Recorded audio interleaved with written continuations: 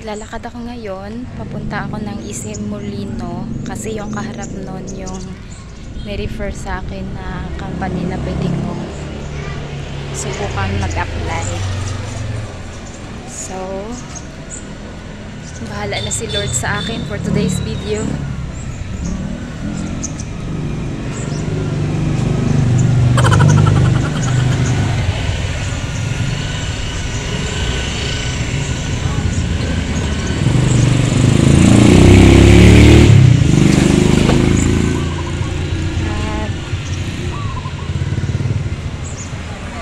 Papunta na ako banda sa may abangan ng sasakyan. Sasakay ako ng jeep papunta ng SM Molino. Diretso na daw yun. Kasi mamayang hapon babalik ako ng Las Piñas.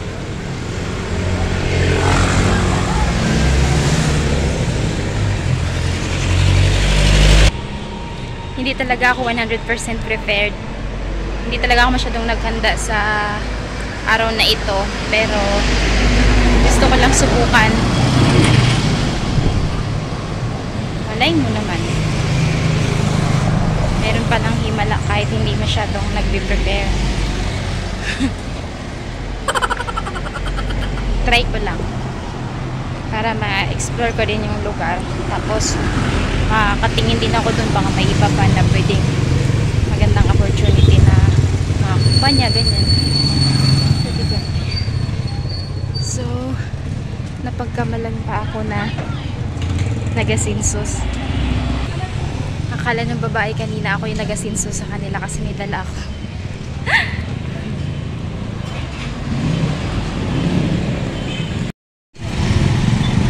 Sasakay ako ng jeep papunta ng SM Molino.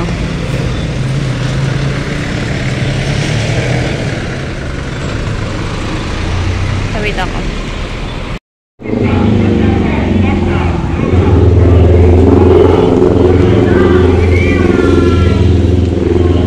Andito na ako.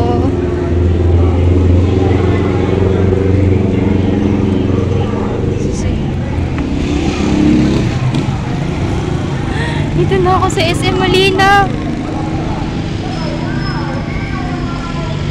Pero parang close pa. Diyan talaga ako pupunta.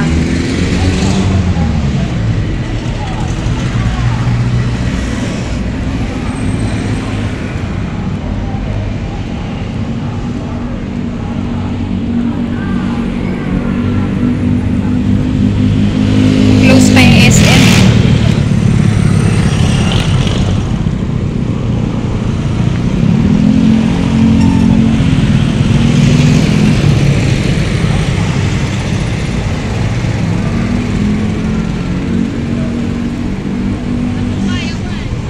Diyan talaga ako pupunta. Paano ba ako makatawid?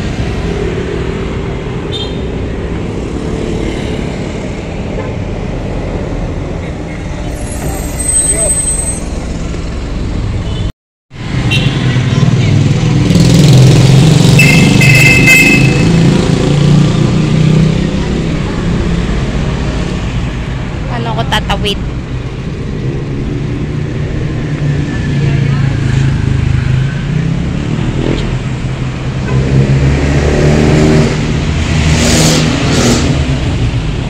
Three hours later. Baba na ako ng ground. Sobrang fun yung experience ko ngayon. Nakakatuwa lang. Okay, may CCTV pala. Ito na ako sa gate. So ayun, hindi ako nakapasa sa last assessment nila. Hindi ko na ipasa yung iba-ibang accent. Nahirapan talaga ako doon sa last accent ng ng kliyente. Yung sa ba, assessment na binigay nila sa akin. Yung gagayaan. Pakikinggan mo yung boses, tapos gagayahin mo kung ano yung narinig mo, yun yung ire-record mo. Nahirapan talaga ako doon sa ko alam kung anong accent yun. Parang kinakain niya yung salita niya. I think Australian accent yun. So, doon ako bubagsak. Pero pwede naman daw ako mag-reapply ulit mga after 3 days. Natatawa lang ako sa sarili ko. Kasi yan ang experience ko. Akala niya yun. So, dahil wala pa akong almusal, wala pa akong breakfast, wala rin akong pagkatanghali na rin pala. Magmerienda muna ako dyan sa SM. Timing na nga ako. Punta ako, papasok ako dyan sa SM Molino. Magmerienda ako. Bago ako uuwi. Tapos, baka i-submit ko na rin itong resume ko dyan.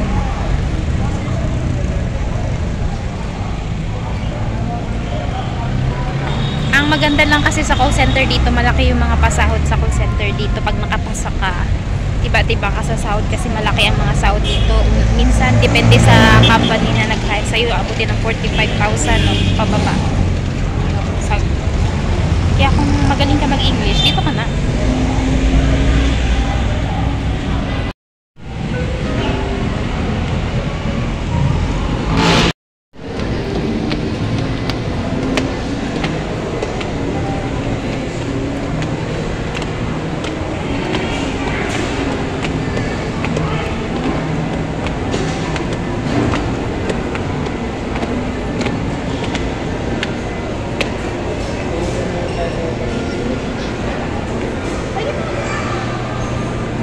Shawarma.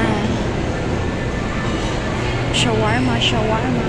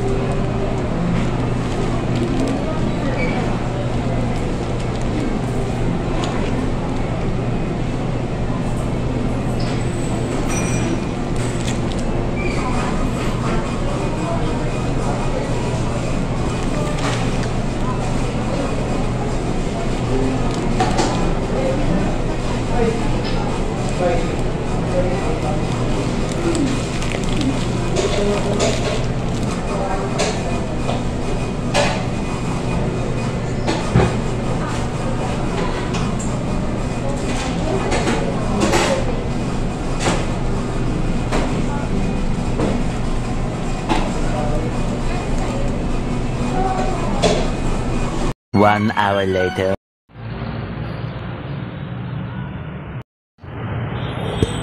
Okay lang naman sa akin kahit hindi ako na-hire.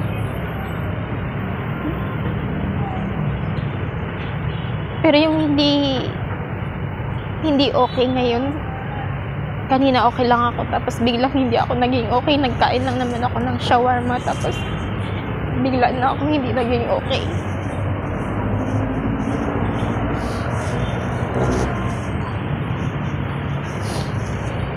Ang hirap maging panganay para sa sarili ko.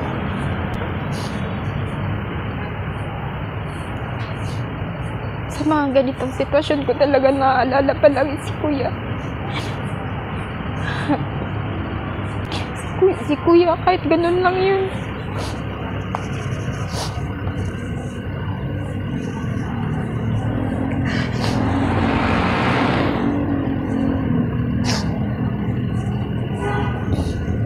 Kahit ganun lang yun.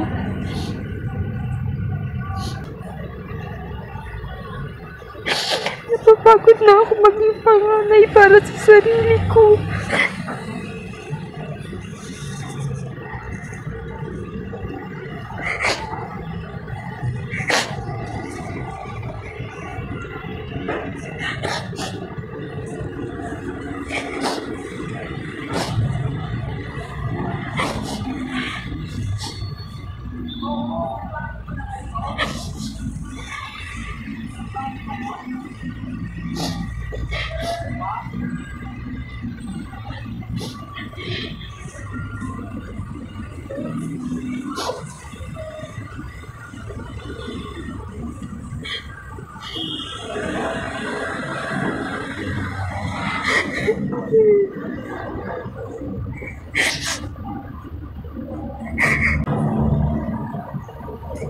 Ayoko nang maalala yung mga pain ko.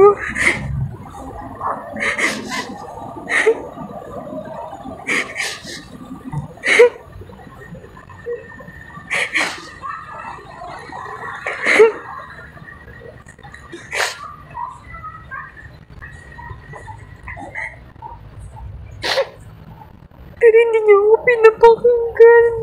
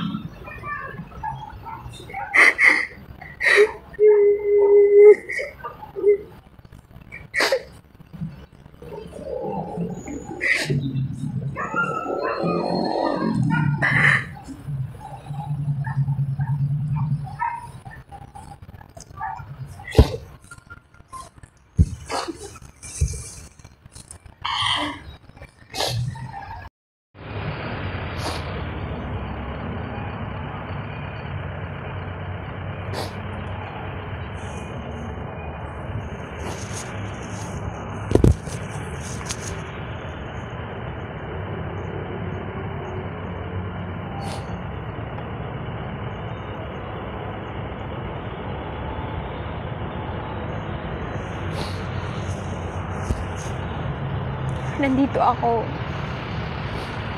Nandito ako. Nandito ako para kay Makmak at para kay Dritzel.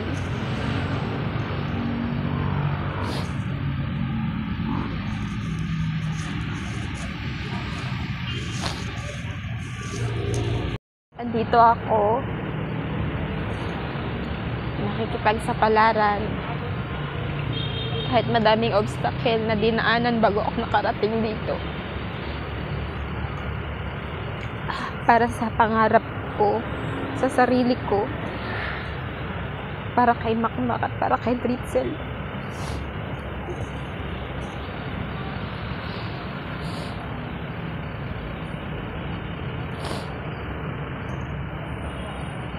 Hindi ako nandito para sa pain ko, okay?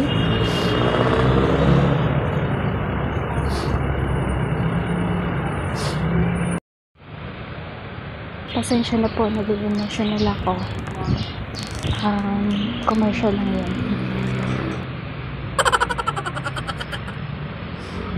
Hindi ako umiyak dahil hindi ako mahal. Meron lang akong pinagdadaan. Gaabang na ako ng jeep pabalik. Ito na nga. Pala sila. Tapos talaga kapag umiiyak. Paano kaya makapunta doon sa Teleperformance? Magaan sa pakiramdam. At Dito rin ayun kaya ang ang daan. napansin ko, katabing building lang pala ng taas as yung Teleperformance.